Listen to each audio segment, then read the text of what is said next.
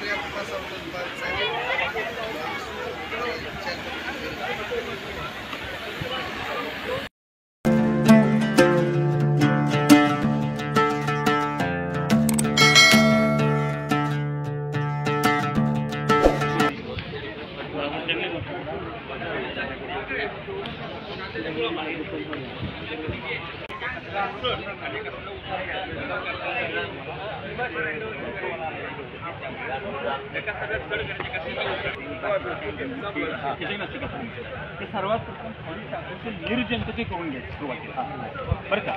हे निर्जंतुकी करून घेतलं की या जागेवरती आम्ही जो तुम्हाला बेड देणार आहात तो बेड असा अंतर. हा बेड असा अंतरला की ह्या बेडला चारही बाजूने 16 पाकिट आहेत बघा. प्रत्येक पाकिटाच्या समोर एक एक बांबू रोवलेला आहे. बरोबर. ते बांबू ज्या ठिकाणी रोवायचा आणि त्या समोरासमोर बांबू रोवायचे. प्रत्येक पाकिट उचलून ह्या बांबूच्या आतमध्ये अडकवलं की हा बेड असा उभा राहतो. म्हणजे काय टेक्निकल गोष्टी आहेत का या सहज लोकांना कळणाऱ्या गोष्टी आहेत.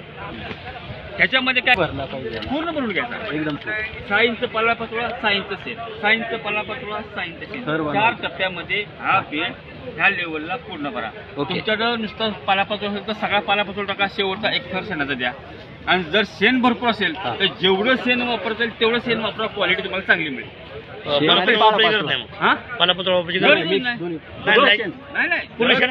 वापरलं पालापाचोळा आवश्यकता नाहीच आहे. आणि जर तुमच्याकडे कमी असेल शेण तर पालापाचोळा सगळं भरा. फक्त वरचा एक थर शेणाचा द्या. की जेणेकरून गांडूळ जास्त वाढतो. शेतीतून हे असं पूर्ण निघणारा सगळा पाला पूर्ण भरल्यानंतर काय करायचं सांगतो ते सगळं सांगतो. त्या होलच्या माध्यमातून ते वर्मीवॉश करायला एक सोय केलेली आहे. बरोबर. आता बहुतांश आमच्या शेतकरी भावांना वर्मीवॉश काय आहे याची अजिबात कल्पना नाही आहे. बरोबर. गांडूळ जेव्हा जमिनीतून हालचाल करतात ना तेव्हा त्यांच्या शरीरातून एक विशिष्ट प्रकारचा द्रवरस बाहेर पडतो. त्याला वर्मीवॉश म्हणतात. या वर्मीवॉशमध्ये सूक्ष्म अन्नद्रव्याचं प्रमाण भरपूर प्रमाणात असतं जे पिकांवरती फवारण्यासाठी टॉनिक म्हणून त्याचा वापर केला जातो.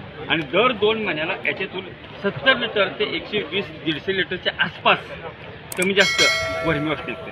एका लिटर वर्मीवॉशची बाजारभावाप्रमाणे किंमत 200 रुपये लिटर. आपल्याकडून विकत घेणारे लोक आहेत होलसेल 100 रुपये लिटर प्रमाणे आहे.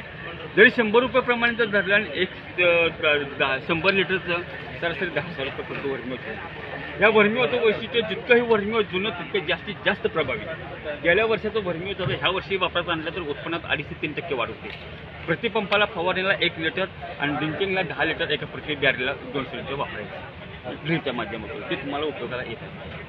हे कॅप्चर कसं करणार आपण? खाली सॉकेट आहे त्याला. मी दाखवलं खाली. मी तर अजून लावलं नाही आहे. अच्छा. बेड जर असेल तर त्याच्यावर ठेवायचं. काय ते बेडवरती समजा आता बेड केलेले आहे बेडवरती एका साईडला मातीचं चढ करायचं, एका साईडला खाली थोडंसं उतार करायचं माती टाकून. तेवढ्या टप्प्यात फक्त आहे तुमचा आता बेड आहे. बरोबर नाही. कॉन्क्रीटीकरण केलेलं आहे. बरोबर आहे.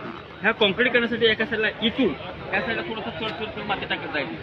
एका साईडला उतार करत नाही. उताराच्या बाजू ऑटोमॅटिक ही द्यायची. आणि ह्याच्या खाली काय करायचं की 3 इंची आपली पाईप घ्यायची. उदाहरणार्थ तुम्हाला दाखवतो. ही समजा 3 इंची पाईप आहे. ही कापल्यानंतर ही पन्हाळी तयार होईल. ही पन्हाळी नाही ती याच्या खाली अशी घालायची. आणि इथं समोर काय करायचं एक छोटासा पुढे खड्डा काढा. त्या खड्ड्यामध्ये पन्हाळीचं टोक ठेवा. म्हणजे येणारं सगळं वर्मीवॉश त्याच्यामध्ये गोळा. आपण ते बेडवरती ठेवायला अवघड जाईल. काय काठी खाली रवले जाणार नाही. एक सळी रवायची छोटी त्या सळीला काठी बांधायची. त्याला आम्ही टेरेसवरती केली त्या गोष्टी. टेरेसवर दररोज ह्याच्यावरती 2 बकेट पाणी शिंपडणं गरजेची गोष्ट आहे. सरासरी 2 बकेट.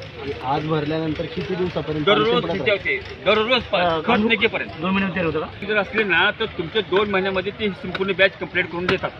गांडुळांची बॅग. येस. अच्छा. आम्ही सगळं तुम्हाला पुरवतो. ओके. हा बेड ही देतो.